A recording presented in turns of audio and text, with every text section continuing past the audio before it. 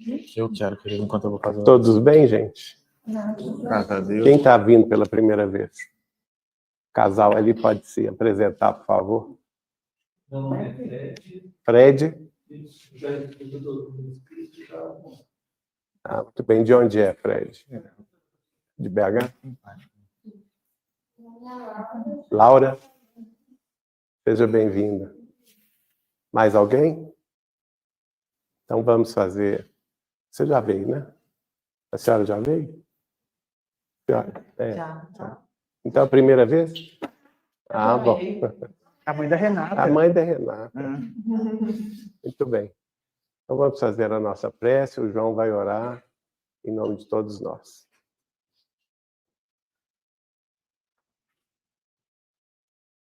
Nosso Deus, nosso Pai, de eterno amor, de eterna misericórdia, de eterna justiça, inteligência suprema, causa primária de todas as coisas. Em nome do nosso Senhor Jesus Cristo, nós todos nos reunimos aqui nesta noite. Sempre, Mestre, nós estamos aqui rogando a Tua paz e as Tuas bênçãos para todos nós, no plano material, no plano espiritual, e sempre todos nós estamos aqui ansiosos para sentir a Tua presença. Nesta noite abençoada, aqui no Saber Amar, que é um educandário para as nossas almas, nós nos lembramos das promessas previstas em crônicas, do Velho Testamento Bíblico, quando o nosso Pai Celeste nos promete que, se nós nos uníssemos como um povo buscando, querendo, orando em conjunto, Ele nos ouviria, nos atenderia.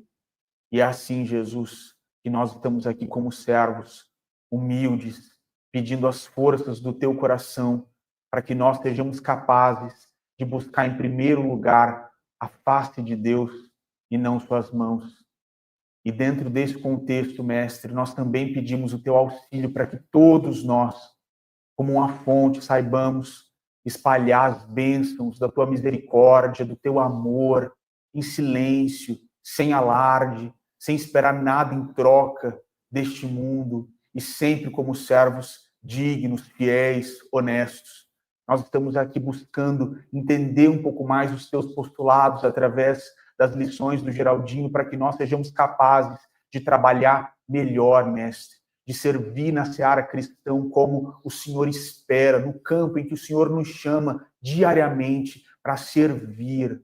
Ajuda-nos, Senhor, mais uma vez nós te pedimos. Lembra-nos a cada manhã que a Tua cruz é a diretriz suprema da renúncia e que a Tua manjedoura é a diretriz suprema da humildade e que nós devemos caminhar sempre no esquecimento de nós mesmos, buscando aquilo que é espiritual em detrimento daquilo que é material. É nesse contexto, nesse sentido, nesse aspecto que nós nos reunimos aqui, mais uma vez, com muita gratidão.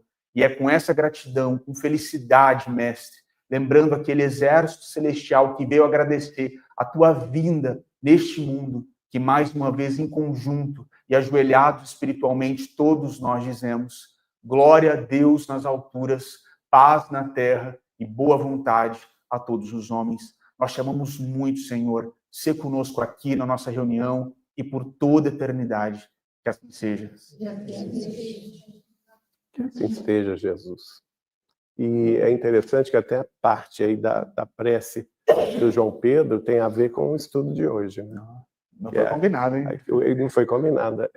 Essa referência ao Velho Testamento. Tem cadeira aí, gente? Senão tem que buscar. Tem que buscar aqui um.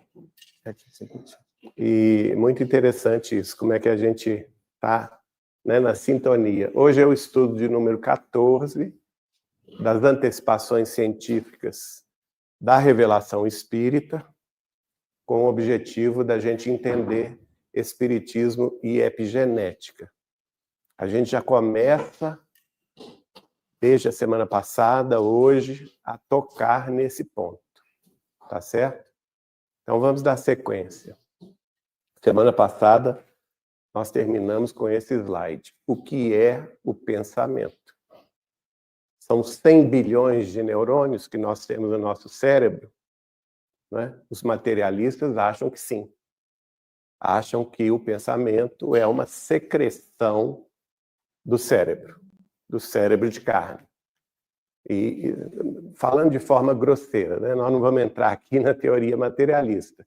Mas o que é o nosso interesse? O nosso interesse é, obviamente, conhecer a visão espírita do pensamento.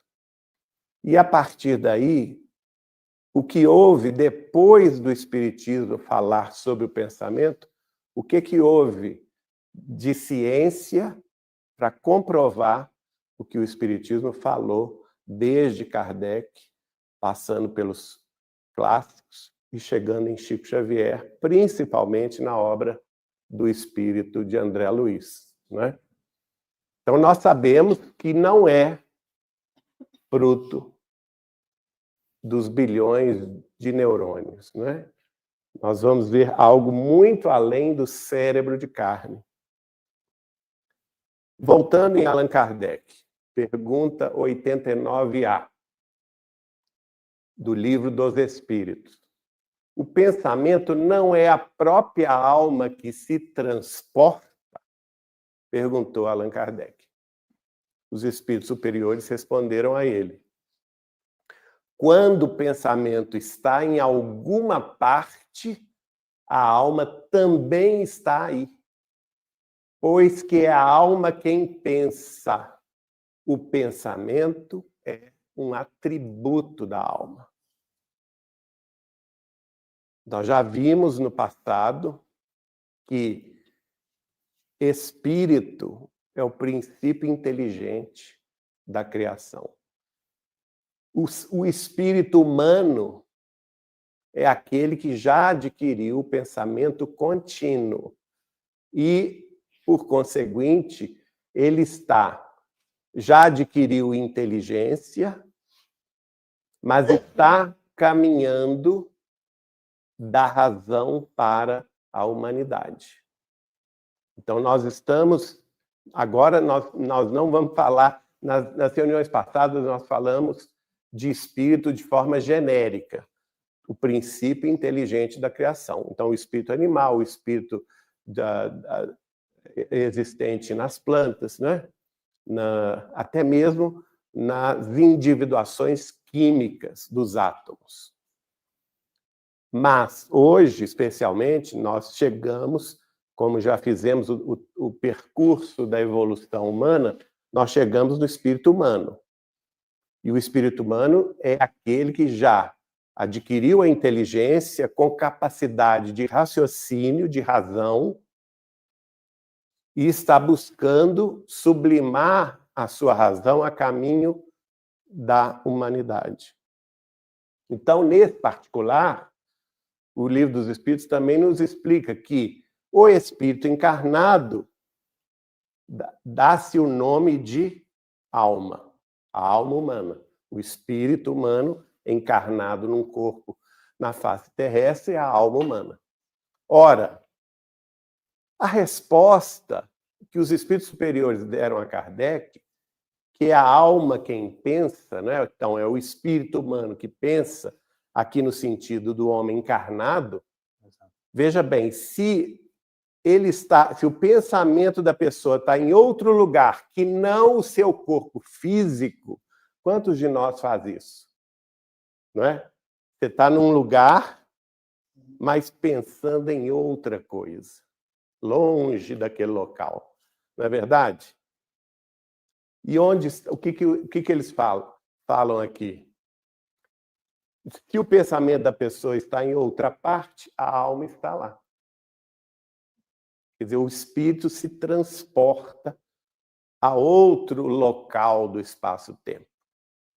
O que mostra que o pensamento, gente, e antes disso, na pergunta 89, Allan Kardec havia perguntado aos espíritos superiores como que os espíritos se movimentam nos planos além-túmulo. Claro, aqui, considerando aqui a questão de espírito evoluído, né? E ele vai responder pela velocidade do pensamento. Olha só que beleza. Pela velocidade do pensamento, você pode estar em qualquer lugar, não é? Resta-nos o quê? Ter bom senso, ou um mínimo de treinamento, de controle, para saber de nós, para conosco mesmo, onde nós queremos estar. Não é verdade? Não adianta nada eu estar num local, em determinado estudo, com a minha mente lá no Fla-Flu, para não falar outra coisa aqui em BH, né? Ou numa novela, ou num problema de família, que você não sai daquilo, está aqui presente, mas sua mente está aqui? Não. Nem me escuta falar. Está pensando em outra coisa lá longe. Então, a gente tem que ter essa noção, né? Que nós temos o poder de nos policiar e de nos situar onde é melhor para o nosso engrandecimento, né? Porque o pensamento é um atributo da alma. Da obra de Chico Xavier, 549 livros já publicados, no Sementeira de Luz, mensagem recebida em 3 de junho de 1942, Neio Lúcio, que é esse simpático senhor aí, que chamava-se, aí ó, o quadro dele ali, embaixo, chamava-se professor Arthur Joviano, né? Foi secretário de Estado da Saúde no estado de Minas Gerais, no início do século XX. Ele vai dizer, através de Chico Xavier, é o pensamento o potencial primário e imprescindível em toda realização. Gente, isso aqui, uma frase apenas, a gente podia parar aqui e discorrer sobre ela. Não é verdade, Marilene? Por quê? Potencial primário. Olha o que ele falou. O pensamento é o potencial primário, imprescindível a toda e qualquer realização. Qual que é a pergunta número 1 do Livro dos Espíritos? Que é Deus. Que é Deus. Qual que é a resposta? Inteligência suprema, causa primária de todas as coisas. Para nós, o nosso pensamento é o potencial primário. De onde vem esse potencial? De Deus. Se a causa primária é Deus, e, segundo Neio Lúcio, o pensamento é o potencial primário que nós temos em nós, o que nós temos em nós? A semente divina. É João 4, né? Deus é Espírito. Olha o João nos lembrando do Evangelho. Carta de João Evangelista. Não, é Evangelho mesmo. No Evangelho? Evangelho. Capítulo 4 do Evangelho de João Evangelista. Jesus falando, né? Deus é Espírito. Deus é Espírito. Olha só. Então, gente, é muito importante essa frase de Neio Lúcio. O pensamento é o nosso potencial primário. De quê? De toda realização. O que eu quero realizar aqui na Terra? E uma vez entendido isso, nós temos que refletir. O que eu quero fazer aqui na Terra? O que eu quero realizar? O que cada um de vocês quer realizar aqui na Terra? Porque potencial todos nós temos. Agora, eis a pergunta: nós queremos modificar o nosso comodismo ou não? Nós queremos sair do lugar ou não? Esse é o ponto. Não.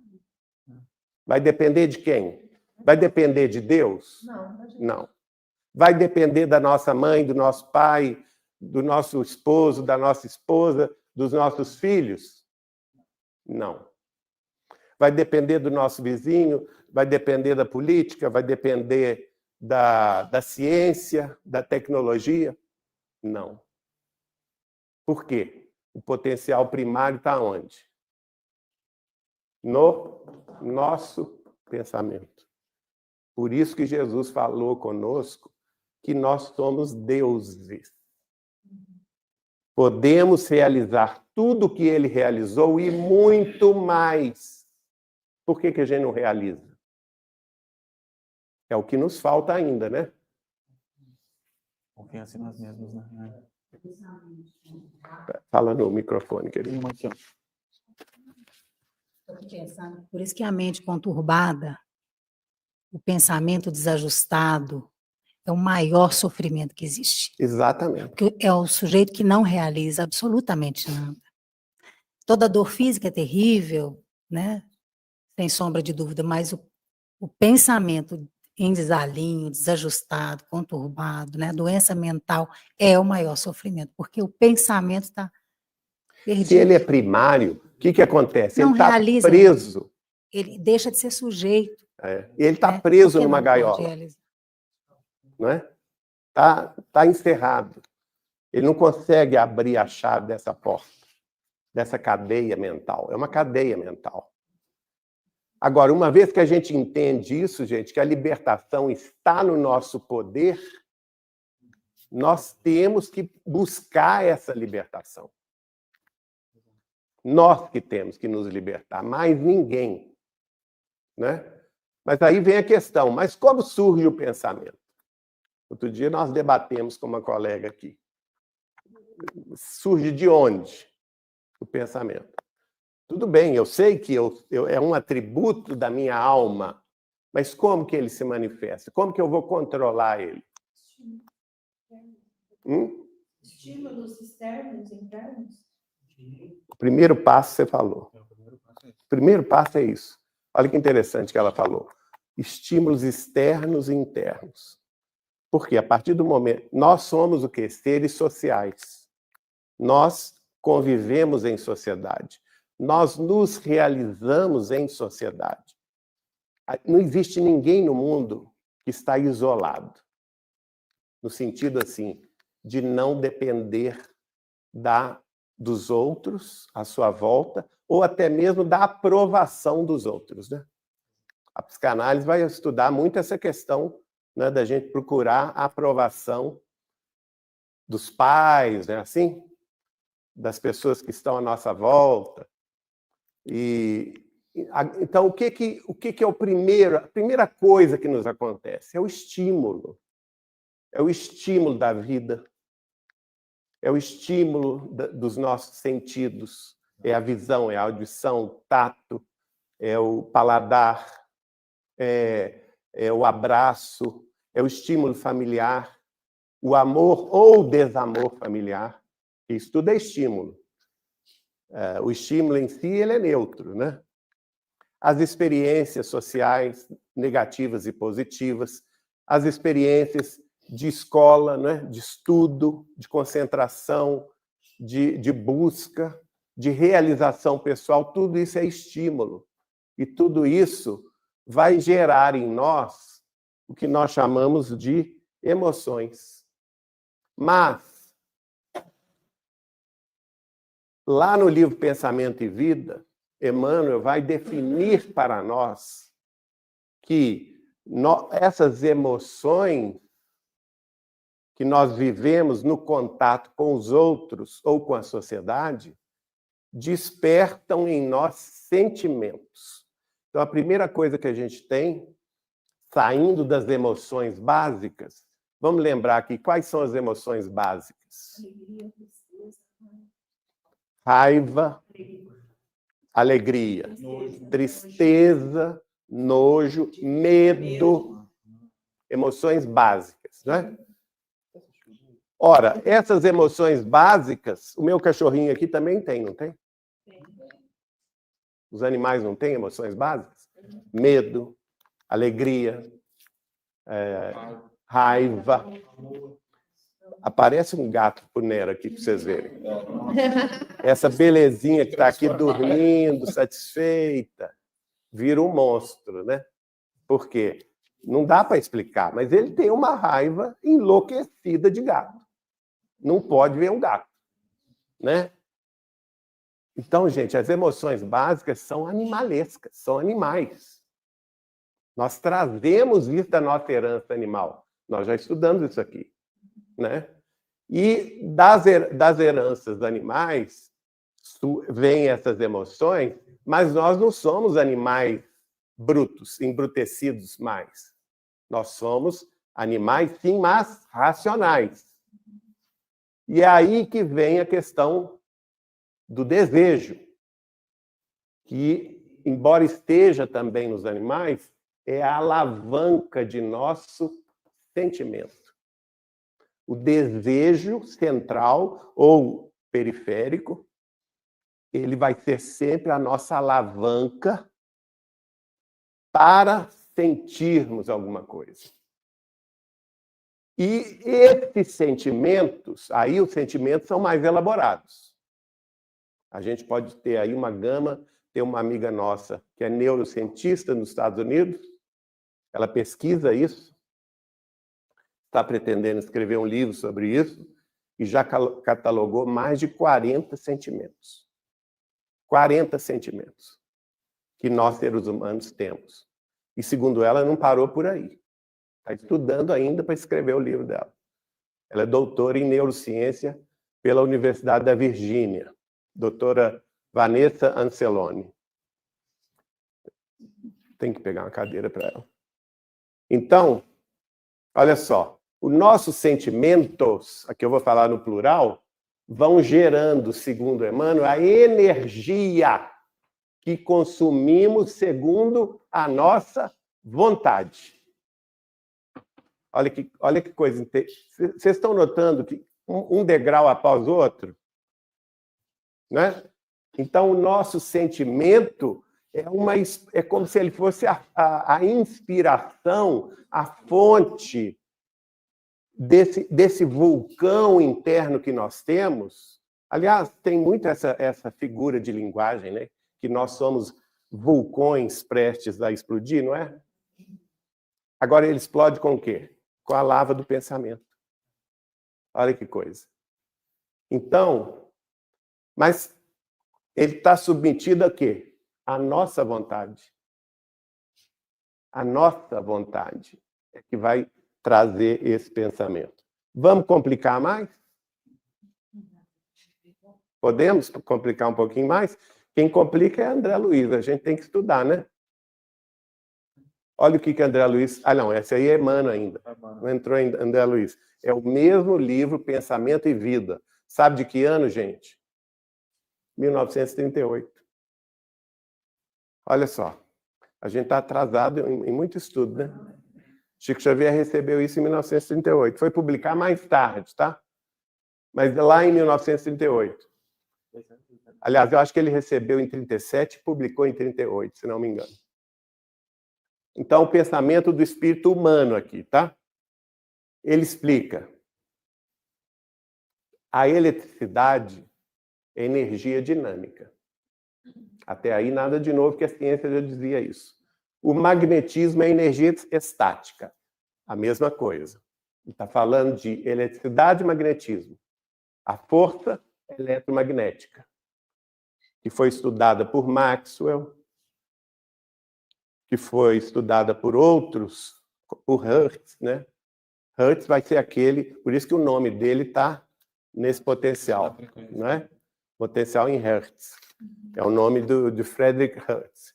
Muito bem. Mas aí, aqui ele inova. Em 1938, ele diz: o pensamento é força eletromagnética.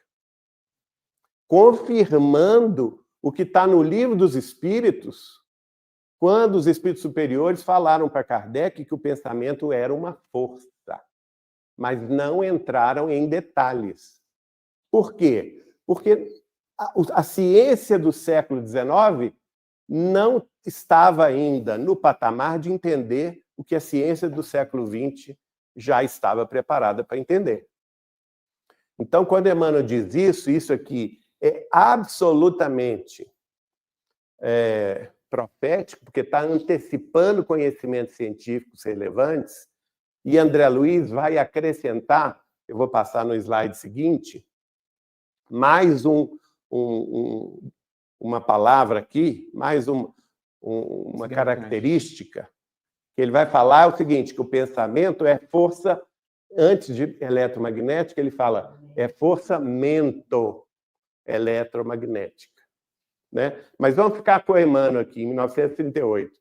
E ele explica assim, pensamento, eletricidade e magnetismo conjugam-se em todas as manifestações da vida universal. Gente, ele está revelando uma lei que é universal, não é terrestre.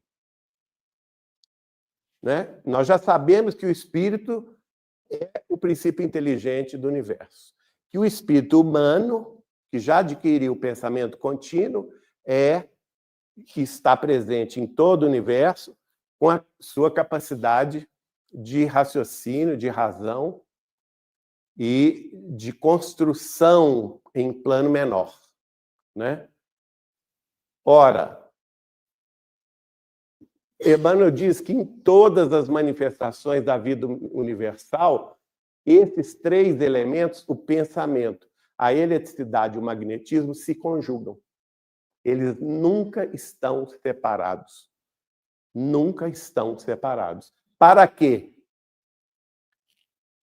Nas manifestações da vida, em qualquer parte do universo, criando o quê, gente? Gravitação e afinidade. Assimilação e desassimilação nos campos múltiplos da forma, que servem à romagem do espírito para metas supremas traçadas pelo plano divino. Então, é o pensamento, por isso que ele é primário. É uma força primária, ela é divina, é a semente de Deus em nós. É com o nosso pensamento que nós vamos criar, em torno dos nossos passos, gravitação e afinidade. Aqui nós temos que entrar em gravitação para entender o que é isso, tá? Gravitação. A lei da gravidade, o trabalho de Einstein, né? Vai trazer essa questão para nós. Mas eu vou entrar nisso daqui a pouco. Mas, principalmente, a afinidade. Porque quem vai gravitar em torno dos nossos passos serão aqueles que estão em sintonia conosco. Em sintonias positivas ou negativas, tá, gente? Aqui é neutro. A gravitação aqui vai ser neutra. Que tem relação com o nosso pensamento e com o nosso passado. Por isso que a chave do Espiritismo é importantíssima. A chave da reencarnação nos abre horizontes infindáveis de pesquisa e de estudo. E aqui, nos campos múltiplos da forma, o que ele está falando? Assimilação e desassimilação de quê? De matéria. Então, gente, a gente encarna. A nossa condição de encarnar, ela se dá devida ao potencial primário do nosso pensamento. A gente organiza a forma, nós mesmos organizamos, pelos bilhões de anos de evolução que nós temos, desde o átomo primitivo, passando por todos os reinos da natureza, né? O reino vegetal, o princípio das células animais, né? Os princípios ali da vida animal, até os peixes, os anfíbios, os mamíferos, chegando nos hominídeos e até nós. Um tempo assim infindável. Nós já conquistamos isso. Nosso pensamento é riquíssimo justamente por isso. Que nós temos, como disse Chico Xavier para nós, eu perguntei a ele se a gente estava no início da jornada, ele falou assim, não, meu filho, nós já estamos a meio caminho. É uma maravilha isso. Estar a meio caminho já é uma grande coisa, não é? Porque nós já adquirimos muita coisa. E nós adquirimos através do quê? Da reencarnação, assimilando e desassimilando matéria nos campos múltiplos da forma, desde as vidas mais primitivas até chegar a nós, para que servem, o que servem essas vidas? Servem à romagem do espírito para metas supremas, traçadas pelo plano divino a nosso respeito. Deu para compreender? Alguma dúvida? Podemos seguir? Aí André Luiz é que complica mais um pouquinho. Está lá no livro Mecanismos da Mediunidade. E o que ele diz? Cada espírito gera em si mesmo inimaginável potencial de força mento-eletromagnética, exteriorizando nessa corrente psíquica os recursos e valores que acumula em si mesmo. Olha que coisa, a gente tem a experiência no passar dos milênios, dos séculos, das décadas, para chegar ao ponto onde nós estamos hoje. Nós somos um conjunto de experiências, de conquistas e de deméritos. Todos nós. Porque nós estamos num planeta ainda de expiação e de provas. Então não tem ninguém perfeito aqui. Do contrário, se tiver, que suba agora as asinhas para a gente ver. Não é? Alguém tem asinha aí? Não. Vocês viram alguém aí? Peraí. Não. Então, nós estamos nessa condição de conquista, sim, porque nós não somos idiotas, no sentido da primariedade, da evolução, e nós não somos anjos. Nós temos também deméritos do passado. Por isso que as pessoas que a gente atrai para a nossa gravitação pessoal são no sentido do amor positivo, que nós já construímos de outras vidas, das afinidades, das sintonias positivas, bem como também os desafetos que nós mesmos criamos de outras existências. Tá certo? Isso está no livro Mecanismo da Mediunidade, por André Luiz, que é Carlos Chagas. Olha que interessante, olha. Essa imagem aqui que eu achei na internet, eu achei muito própria. Porque forças mento-eletromagnéticas, mentais, aqui é corrente elétrica, tá vendo? E esses raios, aqui, o campo magnético. E nós, através disso, a gente gera o quê com os outros? Nossos afins, correntes magnéticas, correntes psíquicas. O que é a corrente psíquica? A soma de vários pensamentos iguais. Então, nós aqui estamos agora emitindo, embora vocês não estejam vendo, nós todos estamos emitindo ondas eletromagnéticas mais elevadas, de coloração amarela, por causa do estudo. E nós estamos somando as nossas ondas mento-eletromagnéticas que estão sendo utilizadas pelos espíritos superiores em benefício dos sofredores. Por isso é tão importante a pessoa frequentar no centro espírita os grupos de estudo. Porque nós não estamos aqui só para nosso benefício. Nós estamos aqui também para servir aos espíritos superiores que nos dirigem. Não é? E se nós temos recursos e valores que nós acumulamos, por que não dividi-los? Correto? Então, resumidamente, a eletricidade é uma energia dinâmica, magnetismo é energia estática, e o pensamento é força mento-eletromagnética. Como que os espíritos, aí vocês vão perguntar, como que os espíritos aqui, que eu não estou vendo, os espíritos superiores, nossos guias e mentores, vão utilizar essa força? Através do movimento de nossas partículas mentais, que nós estamos emitindo aqui. E elas creiam nisso. Isso é fato. Elas têm uma coloração amarela.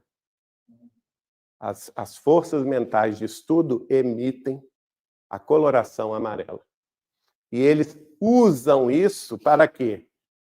Para tirar de nós ectoplasma que é o quê? O acoplamento entre a matéria astral e a matéria física. Eles usam essa nossa força, especialmente, gente, nas reuniões mediúnicas, onde isso é mais forte. Aqui é menos forte, nas reuniões de estudo. Mas nas reuniões mediúnicas, nas reuniões de desobsessão, esse acoplamento e desacoplamento de ectoplasma é bem mais pronunciado, bem mais forte. Ok? Que é o quê? A interação, e isso não fica para hoje, não, entre a matéria perispiritual ou astral de outros corpos nossos, de outras dimensões, e a nossa matéria física. Aqui, isso já é ciência, ó. Aqui é o espectro das ondas eletromagnéticas. Tudo, gente, que existe emite onda eletromagnética. Tudo que nós vemos, tudo que nós tocamos, tudo que nós enxergamos e tudo que os nossos aparelhos enxergam, além da nossa visão, emitem ondas eletromagnéticas. Elétrica e magnética. Então, por exemplo, vocês estão vendo que há uma variação aqui de onda. Você vê que aqui a onda ela é mais longa. Está vendo? São ondas longas. O que significa com a onda, que é a onda longa? A frequência é mais baixa. À medida que vai diminuindo essa crista da onda, não é? Vocês notam que ela vai se tornando mais rápida? Olha aqui. Notam? Então, as ondas mais baixas, de frequência mais baixas, por exemplo, as montanhas. As montanhas emitem, a Terra emite frequências de ondas mais baixas. Os edifícios, esse edifício onde nós estamos aqui, ele tem a frequência dele. Ele emite também ondas mais baixas, 10 elevado a 4. O nosso rádio, depois, nós humanos emitimos ondas 10 elevado a 2. O nosso micro-ondas de casa já é mais rápido, a abelha é mais rápida, o infravermelho, não é? Aqui já é o quê? O que vocês veem aqui? Hein? Arco-íris.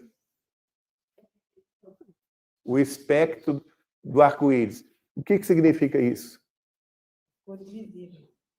Cores visíveis. O nosso olho humano, gente, só enxerga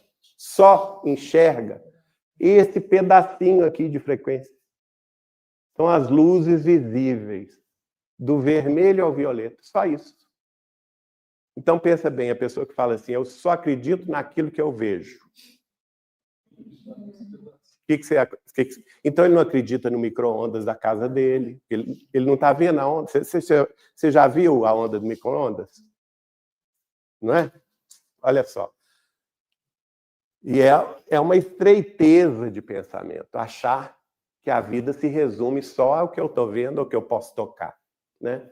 Aqui, a ultravioleta, nós não enxergamos, os protozoários vibram nessa frequência, os raios-x, quem já não fez raio-x na vida, tem uma frequência maior, o átomo, os raios gama e os raios aqui, bastante chamado de energy burst no universo, que são de altíssimas frequências e altamente destruidores, né? Aqui vocês estão vendo ela em ação, o eletromagnetismo em ação. Como são as ondas mento-eletromagnéticas? Ela tem dois campos. Pelo fato dela gerar uma corrente elétrica, quando você gera uma corrente elétrica, pensa bem, gente, isso é ciência, mas nós temos que fazer a relação com o nosso pensamento, tá? Então, toda vez que eu penso, eu estou gerando uma corrente elétrica. Ao gerar uma corrente elétrica, E o campo elétrico é esse aqui em rosa e vermelho, tá vendo? Automaticamente, essa eletricidade gera um campo magnético em torno dele, em torno dela, que é esse azul aqui. Voltando aqui, vocês veem, tá vendo ali? Então, a onda elétrica, ela gera também automaticamente a onda magnética. Aqui são as diversas frequências, né? Por exemplo, o rádio tem uma frequência mais baixa, micro-ondas um pouco mais, o infravermelho, a luz visível, que é só o que a gente enxerga, a ultravioleta tem uma frequência maior, os raios X e, por último, os raios gama. O espectro que a gente vê também, o vermelho tem uma frequência mais baixa. Vai mudando aqui as cores até o violeta, que é a frequência mais alta. Até mesmo dentro da nossa visão existe essa classificação. E aqui outro esquema do espectro eletromagnético, que vai a 10 elevado a 0 até 10 elevado a 24. Veja bem, gente, só isso aqui a gente enxerga. Só esse espaço aqui de frequência a gente é capaz de enxergar. O resto a gente não enxerga. Tá? Então, só daí você já descobre que o mundo espiritual certamente está em frequências que os nossos olhos terrestres não vislumbram. Mas não significa que não existe, que não está lá. Assim como a onda do raio gama é conhecida por estudos matemáticos, né? Telescópios e tudo, os raios X, que nós já temos aparelhos de raio X, temos também telescópios que só veem as ondas ultravioletas e assim sucessivamente. Tá vendo? Então, só esse espaço branquinho aqui que a gente enxerga decomposto no arco-íris, né? Que são as ondas visíveis. Aí vem a questão que complica a situação mais ainda. Mas é bom complicar, né? Porque a gente precisa estudar para entender o que o nosso pensamento é capaz de fazer. Esse aqui é Max Planck. Esse aqui é Albert Einstein. Dois grandes gênios do século XX. Eles nasceram no século XIX, mas o trabalho deles explodiu no século XX, né? Hoje, o maior instituto de física da Alemanha e um dos maiores do mundo é o Instituto Max Planck, lá na Alemanha, que tem o nome dele. E Albert Einstein, ninguém precisa apresentar. O que eles estudaram? Principalmente Planck, é que vai trazer para nós a noção dos saltos de energia, que ele vai chamar de quanta. A partir desse vocábulo quanta, surgiu duas teorias físicas, tá? A mecânica quântica e uma mais avançada, que é a teoria quântica. Então, das ondas eletromagnéticas, eles já sabiam, já conheciam, pelos trabalhos de Hertz, de Maxwell, eles foram pesquisando o assunto para chegar à noção do quanta. O que é quanta? É um pacote de energia. Olha só. Então, e André Luiz vai falar que o nosso pensamento, ele trabalha dentro da mecânica quântica. Está lá em Mecanismos da Mediunidade. Por isso a gente tem que trazer esse conhecimento aqui, tá? E vai gerar também fótons de luz. Que quando o elétron pula de órbita, ele recebe uma carga energética, ou ele dispensa uma carga energética grande. Quando ele dispensa, significa que ele se torna menos energético, então ele fornece energia essa energia é fornecida através do nome de fótons, luz. E aí ele pula de uma órbita mais interna, dentro do átomo, para uma órbita mais externa. E por que eu estou falando nisso? Por que o Geraldinho está falando nisso? O que vocês acham?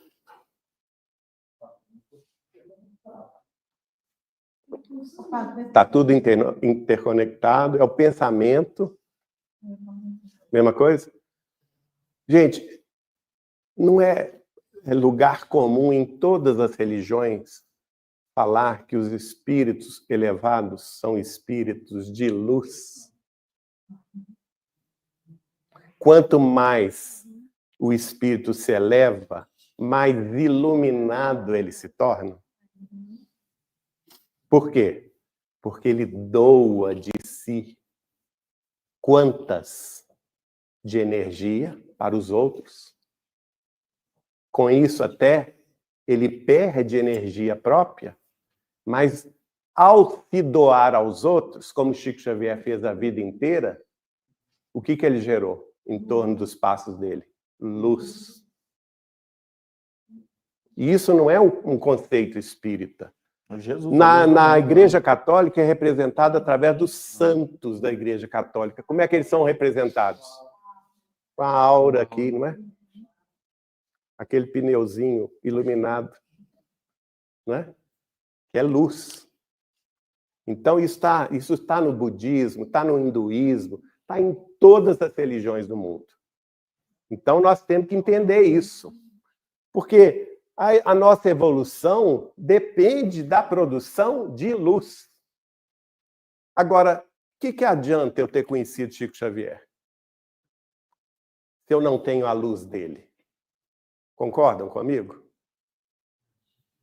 Eu tenho que, por onde, eu também produzo alguma coisa de luz. Então, não adianta você estar bem assessorado, estar bem acompanhado, se você mesmo não produz. Não é? Se você mesmo não produz fótons, que é luz. Então, existe uma dualidade da onda de luz, chama-se onda-partícula de luz. Por que essa dualidade? Porque essas cabeças brilhantes aí, Max Planck e Albert Einstein, chegaram à conclusão que a luz é dual. Ela se comporta tanto como partícula, tanto como onda de luz. Tá? Então, ela, ao mesmo tempo, ela é onda e é partícula. Isso foi publicado em 2012, no volume 338 da revista Science, cujo título é O Comportamento Simultâneo da Onda-Partícula da Luz. Tem uma hora que ela funciona como partícula atômica. E tem hora que ela funciona como onda. Eu sei que é difícil da gente entender, mas com André Luiz a gente entende. Aqui, Mecanismos da Mediunidade, de André Luiz. Gente, vamos falar a verdade. Chico Xavier tinha 3º ano primário, incompleto. Como ele foi capaz de receber essas informações? Né? São realidades científicas que só no final do século XX e no início do século XXI foram confirmadas pela ciência. Então, olha só, temos ainda aqui as formações corpusculares. Corpusculares, corpo, sempre que você ouvir isso, é o quê? Partícula. As formações de partículas do pensamento, né? Com bases nos sistemas atômicos em diferentes condições vibratórias. O que significa isso? Diferentes frequências. Eu não mostrei ali o espectro da onda eletromagnética? Diferentes vibrações. Ou, em outras palavras, diferentes velocidades de frequência. Quanto mais veloz é a frequência, quanto maior é a frequência, mais poder tem essa emissão eletromagnética. E no caso do pensamento, mais poder tem essa força-mento eletromagnética. Tá certo? E ele fala, considerando os átomos, tanto no plano físico, ou seja, aqui na Terra, quanto no plano mental. E aqui ele está falando, gente, de átomos que nós não conhecemos. Átomos do mundo espiritual que não estão na nossa tabela periódica. Como eu já disse aqui, a nossa tabela periódica tem 119 elementos. E eu perguntei ao Chico Xavier, lá em nosso lar, qual que é o tamanho da tabela periódica? Ele falou assim, mais de 450 elementos. Dá o quê? 3 vezes forças atômicas que nós na Terra desconhecemos. Olha como que nós desconhecemos ainda nosso potencial primário, que é o pensamento, né? Então, tanto no plano físico quanto no plano mental, como associações de cargas positivas e negativas. Isso porque, gente, na decomposição do átomo, você chega numa subpartícula atômica que ela se chama spin. E essa subpartícula atômica, ela ao mesmo tempo existe de forma com potencial positivo e com potencial negativo, dependendo de quem olha para ela, tá? Isso aí é complicado. Mas isso é importante. Então, aqui está o átomo. Esse aqui é um esquema antigo do átomo, né? Hoje nós já saímos disso, mas só para compreensão, né? O núcleo, que tem prótons e nêutrons, e os elétrons que estão orbitando em torno dele. Quase semelhante aos sistemas estelares, não é? Os sistemas estelares não têm as estrelas e orbitando em torno delas os planetas, luas e satélites e cometas, enfim, meteoros. Só que aqui nós estamos estudando o quê? Partícula mental. Olha o que André Luiz fala. Núcleos, prótons, nêutrons, positrons, elétrons ou fótons mentais.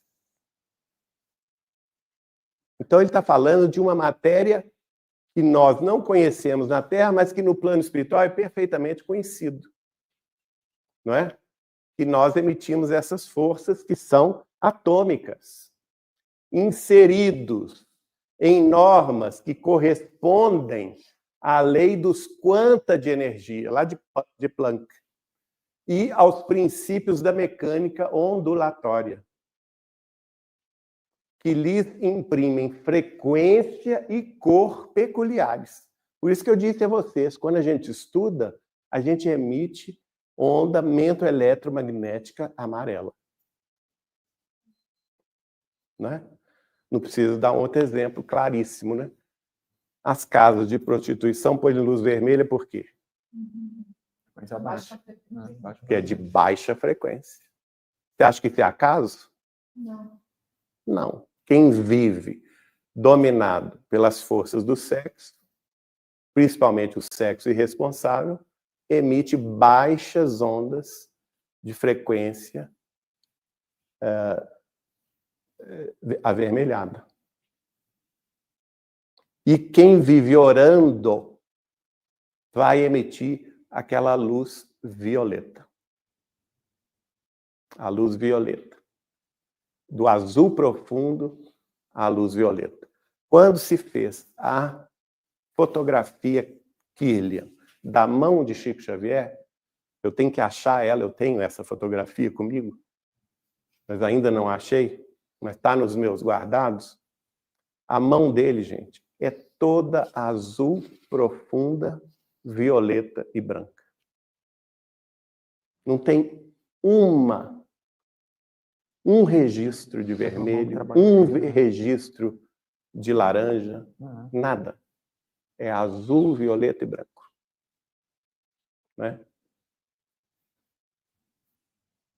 Por causa do quê? Da frequência que ele viveu aqui na Terra.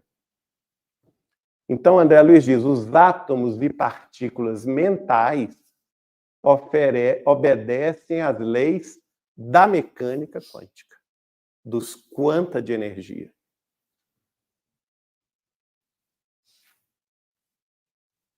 Aqui é a mesma coisa, nós já percorremos isso aqui. Como que se dá isso? Então, vamos lá. Como que se dá isso? Está vendo aqui esse azul aqui? Não sei se vocês conseguem ler, é o quê? Corpo mental. Nós não estamos aqui vendo o corpo físico, tá bom? Nós estamos vendo o corpo mental da criatura. Então, o que vai acontecer?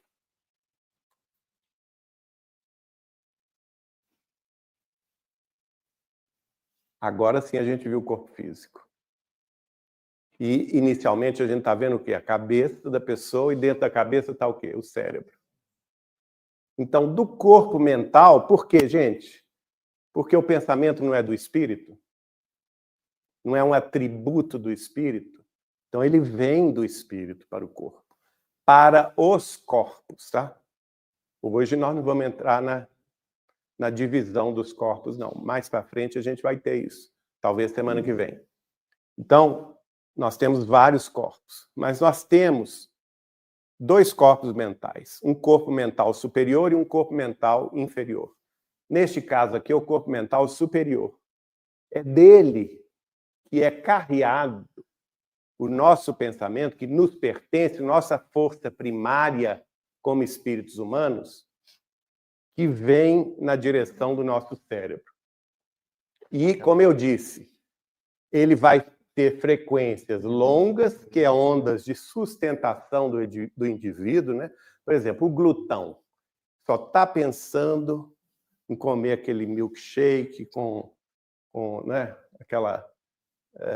aquela torta maravilhosa, aquele bolo de chocolate, e por aí ele vai, fica sonhando com isso, e por aí ele vai trocando de imagens mentais, porque ele vai se excitando mentalmente com imagens de pratos deliciosos. A gente ri, mas em André Luiz, não tem graça não, porque em André Luiz conta um caso no livro Nos Domínios da Mediunidade, que a médium era glutona. Ela passava o dia comendo. O que acontecia? Chegava na reunião mediúnica, o que acontecia? Dava um trabalho imenso para os benfeitores, porque eles tinham que anular a presença dela na reunião, porque as vibrações dela eram o quê? Ondas baixas, ondas longas, de baixa frequência vibratória. E todo mundo emite essas ondas, tá? O problema é fixar-se somente nessas ondas. A mesma coisa, a pessoa que está fixada em sexo, fixada em poder, fixada em dinheiro, só pensa nisso o dia inteiro. Está emitindo ondas baixas, frequências longas, né? Aliás, ondas longas, frequências baixas. Agora, tem as ondas médias, que são ondas de aquisição de experiência. Então, não. Amarelo pode ser considerado médio, mas aqui é mais no sentido da convivência familiar, a sua convivência profissional, o trânsito, né? Quando você assiste algum programa na televisão, algum filme no cinema, você está ali recebendo a aquisição de experiência. E na semana passada nós mostramos, tem as ondas curtas, que são de imenso poder transformador, que ela se situa onde? Aqui, ó, no lobo frontal, né?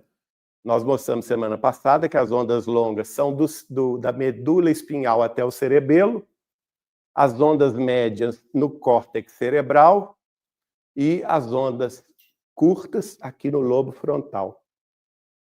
Notem bem, quais dessas nos modificam?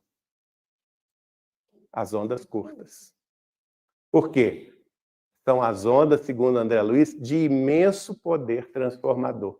Quais são elas? A oração, prece, chame-se lá o que for, o estudo nobre, seja ele religioso, filosófico ou científico, tá, gente? O estudo, a meditação, seja individualmente ou coletivamente. Nós estamos emitindo ondas curtas. Também, gente, até pode espantar algumas pessoas, a dor moral emite ondas curtíssimas. A perda de um ente querido. Coisas que você não tem como modificar. Mas reflete muito, né? Não é? Então, é a hora que você ajoelha e reza. Não é? Espiritualmente falando. Não estou falando para ajoelhar, não, tá? Estou falando de forma simbólica. É a hora que o materialista cai de joelho e fala: meu Deus do céu, né? Me acode, pelo amor de Deus. Ele emite ondas curtíssimas. E essas ondas têm poder transformador. Ok? Então, nós vamos ver aí, o corpo mental influencia o cérebro. E aí, André Luiz completa o ensinamento dizendo: toda partícula da corrente mental, nascida das emoções e desejos recônditos do espírito, olha aí, novamente, emoções e desejos recônditos, né? Se desloca. Ó, se desloca essa matéria, que é a força eletromagnética, ela se desloca, ela cria corrente eletromagnética, produzindo irradiações eletromagnéticas, cuja frequência varia conforme os estados mentais do emissor. Percebem? Então, olha só. Inicialmente, nós estamos aqui com emoções. Essas emoções vão provocar sentimentos. E esses sentimentos vão onde? Vão do corpo mental direto no chakra cardíaco. Vão explodir no nosso coração, tá? Aí, do chakra cardíaco, ele vai na direção do cérebro e volta de novo do cérebro, gerando pensamentos, e esses pensamentos são capazes de produzir ações. Então, veja, é um mecanismo que não é tão complexo assim. Vocês não acham? Vocês não acham que o mecanismo ele é bastante simples na sua estrutura? Porque ele se repete em toda a vida. Né? Isso é lindo, eu fico assim, admirado. Na ciência, isso é chamado de colapso quântico da consciência. Mas a gente vai chegar lá. E aí volta para o corpo mental. Quer dizer, a experiência que a gente adquire externamente, que provoca em nós emoções, essas emoções geram pensamentos. Aliás, desculpa, as emoções geram sentimentos, os sentimentos explodem como um vulcão, gerando o nosso pensamento. Esse pensamento vai, então, produzir ações. Estou falando de forma neutra, né? Ações benéficas como ações maléficas. Mas qual que é a lei que preside os destinos de todo o universo? Chico Xavier costumava dizer, o Instituto Universal da Justiça Divina. Segundo Jesus, a cada um será dado segundo as próprias obras. E Allan Kardec fala na lei de causa e efeito, ação e reação. Então, tudo aquilo que eu explodir de mim, seja a força do meu pensamento positiva ou negativa, eu vou receber de retorno. E quando a gente compreende isso, gente, a gente tem que segurar as nossas emoções. E o espírita não tem mais condição de dizer que não sabe disso. Eu tenho que domar as minhas emoções. Eu tenho que domar os meus sentimentos. Para quê? para que o meu vulcão seja bonzinho. É ou não é? Seja positivo. Não vai ser lá igual aquele do... Como é que chamava aquele lá do estádio Washington, Beto? Mount St. Helena, né? O Monte Santa Helena, que explodiu, gente, que varreu 200 quilômetros de tudo, de vida, de floresta, de tudo, acabou com tudo. Lá no estado de Washington, nos Estados Unidos.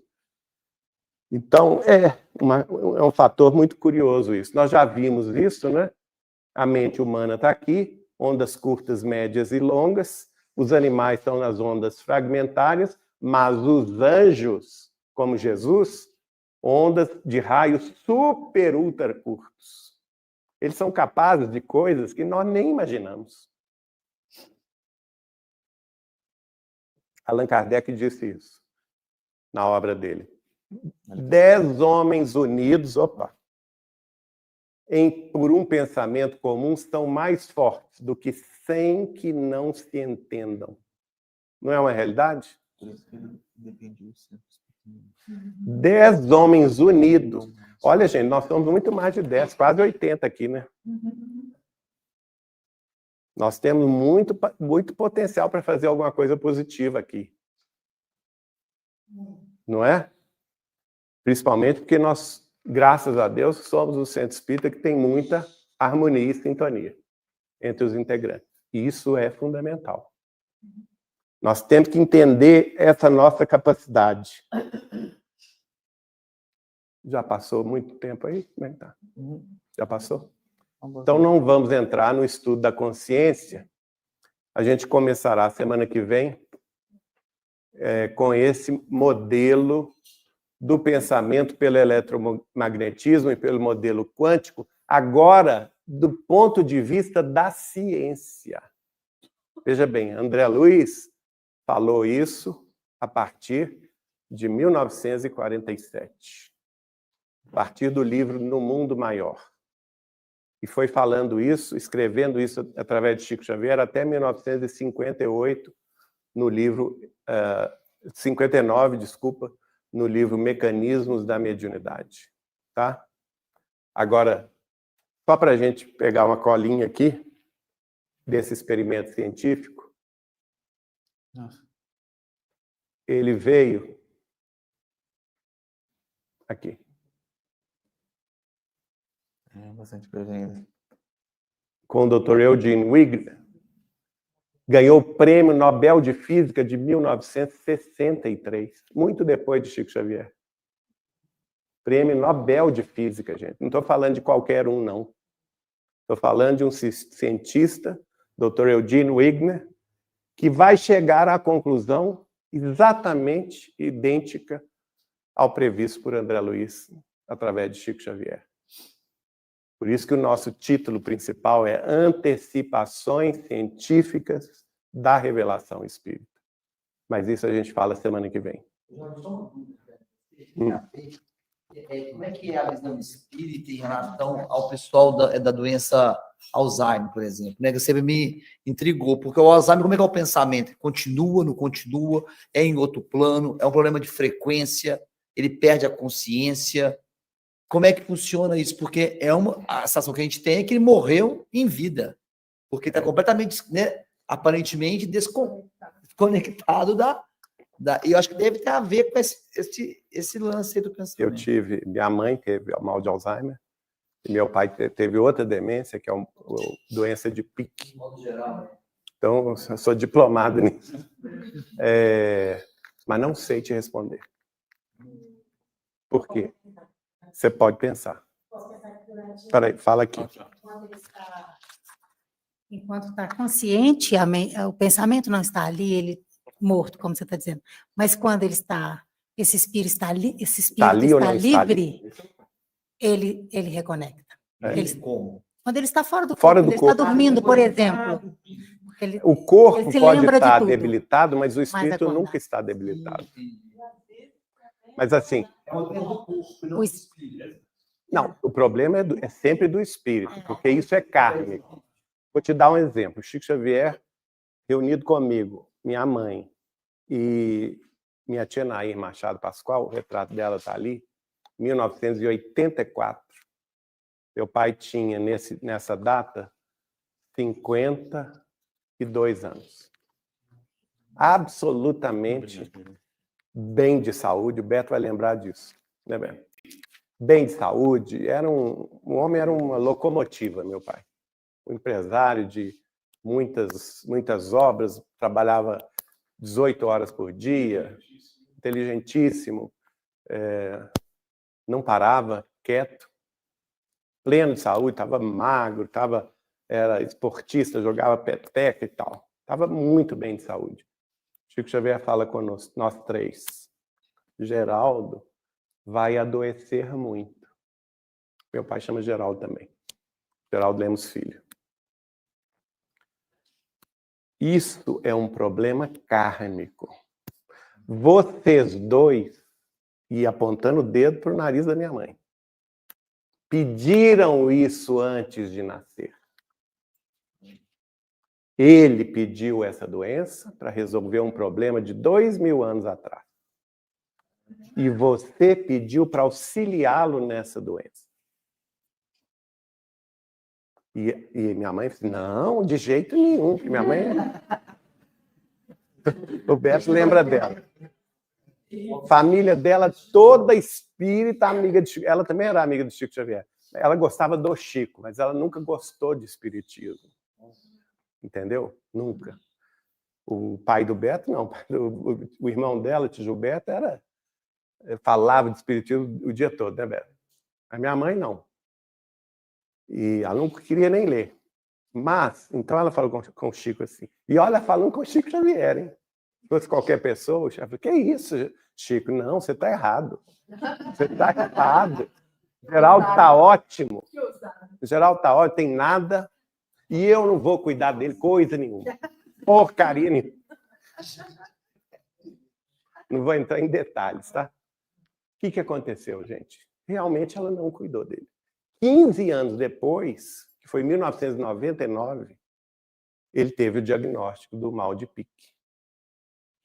Olha a antecipação do Chico. Isso é profético. Num caso particular, mas é real. Eu vivi isso.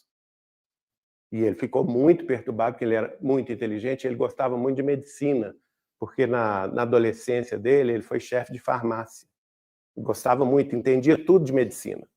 Embora não fosse médico, ele se formou advogado. Mas entendia tudo. Tanto é que lá em casa ele que aplicava injeção na gente, ele que dava remédio na gente e tudo, né? E aí ele buscou todos os médicos, ele estudou a doença dele e teve uma hora que ele não teve como esconder da gente, né? E a gente passou a participar disso. Mas um pouco antes da gente saber, ter o diagnóstico, como eu trabalhei com ele a vida inteira, eu comecei a perceber que são os sinais. E no caso dele, ele disparou a falar. E não parava, não. Né? Por exemplo, ele ia numa festa, pegava um para Cristo, desculpa, papai, eu sei que você está muito bem hoje, né? Não é o caso, mas ele pegava uma pessoa e conversava com essa pessoa 5 horas seguidas. Entendeu? Esse é o primeiro sinal. E depois veio o segundo sinal, que é a afasia, a dificuldade de falar, a dificuldade de expressar o pensamento, que aí ele pensava correto, mas saía a palavra errada. Ele sofreu muito, porque isso tudo foi consciente. Durante 15 anos. E o mal de Pique, ele é uma demência, mas é uma demência cuja decadência ela é lenta. Ela não é igual ao mal de Alzheimer. Ele foi sabendo de tudo. Olha aí a expiação que ele pediu, segundo Chico Xavier, né? Só que minha mãe não quis cuidar dele. Quem cuidou dele? Minha irmã Joyce. E, indiretamente, eu e minha irmã Gisele. Mas, diretamente, minha irmã Joyce, que não tinha nada com peixe. Porque o peixe era de quem? Da dona Gilda. E ela recusou. Recusou, porque quando nós tivemos esses primeiros sintomas, coincidentemente, Tianaí, que morava em São Paulo, estava hospedado na casa de minha mãe, comigo, e eu comecei a relatar o que eu estava vendo de atitudes dele estranhas, que já preconizavam algum tipo de problema mental. E ela, imediatamente, ela recusou. Mas, Geraldinha, você está com implicância com seu pai? Esquece isso. Ela não aceitou a ideia. E, na mesma hora, a tia Naí lembrou, Gilda, mas você não lembra daquela conversa 15 anos atrás com o Chico Xavier, em Uberaba? E ela falou assim, conversa com o Chico? Aí eu lembrei, falei, repeti para vocês o que eu falei com ela, né? E ela falou assim, não lembro disso, não. Olha só, a pessoa vê o que ela quer ver, né? Ela negou essa realidade. Não veio, não, vocês estão... Mãe, olha aqui, a tia Naí estava lá. E tia Naí brava. Tia Naí ficou brava com ela. E ela não quis saber. Resultado, ela foi atropelada aqui na Savassi e teve que fazer uma operação cerebral de urgência. Foi tirado esse tampo aqui dela da cabeça. 3/4 da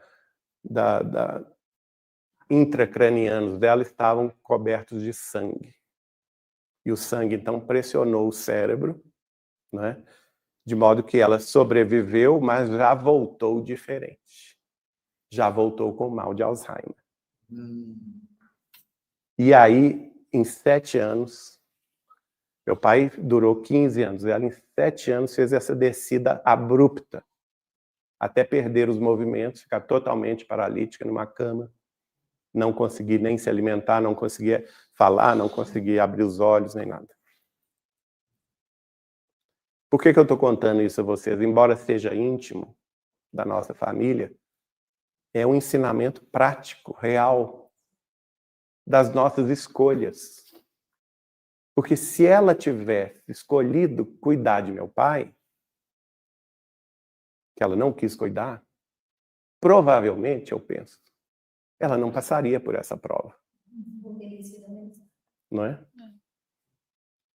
Porque ela estaria naquela dedicação para a qual ela renasceu, porque Chico Xavier falou com ela diretamente.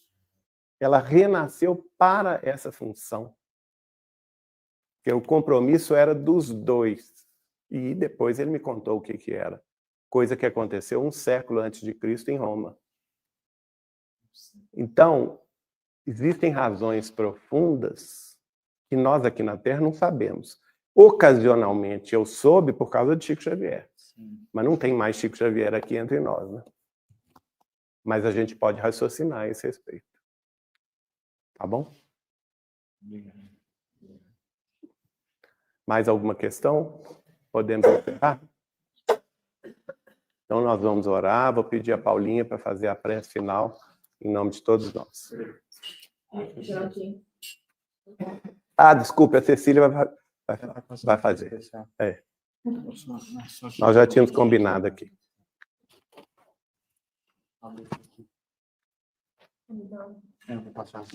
Pessoal, hoje nós estamos nos despedindo de uma amiga muito querida, que está conosco na Juventude Espírita e que vai mudar de cidade. Então nós vamos aproveitar aqui o momento... vai para Juiz de Fora. Nós vamos aproveitar aqui o momento da prece final para pedir por ela, pedir para que a Vitória venha aqui. Vem cá, Vitória. Todo o nosso carinho. Vou aproveitar também e pedir as vibrações para a nossa amiga Lucelena, que caiu e ficou desaparecida por uns dias, até as pessoas acharem que ela estava caída no banheiro. Aquela senhora, eu imagino que vocês se lembrem dela, você não está aqui quando ela vem, então vamos pedir por ela também. Pedindo a Deus que abençoe a Vitória, uma amiga de cuja companhia nós gostamos muito. E a Cécia vai fazer a nossa prece final.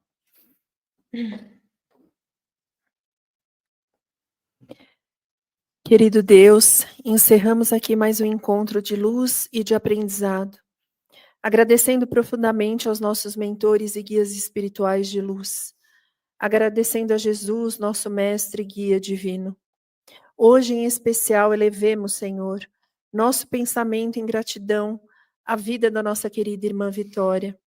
Senhor, obrigada por tê-la colocado em nossos caminhos.